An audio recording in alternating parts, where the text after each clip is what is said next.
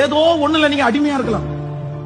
கர்த்தர் பல வருஷமா உங்களிடத்துல சொல்லிட்டு இருக்கலாம், பல மாதங்களா உங்கள்கிட்ட சொல்லிட்டு இருக்கலாம், இதை விட்டுருமா, இது உனக்கு சரியாகாது, இது விட்டுருப்பா, இது உன்னுடைய என்னுடைய சித்தம் இல்ல, இந்த காரியத்தை நீ விட்டுரு, இந்த காரியம் உன்னை அழிச்சிடும், இந்த காரியம் உன்னுடைய கிருபைகள் எல்லாம் உன்னை விட்டு எடுத்துரும், இந்த காரியத்தோட நீ வாழாத, நீ ஸ்பெஷலா அழைக்கப்பட்ட ஒரு தேவனுடைய பிள்ளை, உன்னை தாயின் கருவில் உருவாகும் நான் தெரிந்து கொண்டேன், அதுக்காக தான் இந்த திருச்சபையில் நான் உன்னை வச்சிருக்கிறேன், அதுக்காக தான் உனக்கு ரட்சிப்பு கொடுத்துறேன், நீ விட்டுரு விட்டுரு விட்டுருன்னு சொல்லி இந்த திருச்சபைக்கு நீங்க வந்த நாள் முதற்கொண்டே ஆண்டவர் பேசிக் கொண்டிருக்கலாம்.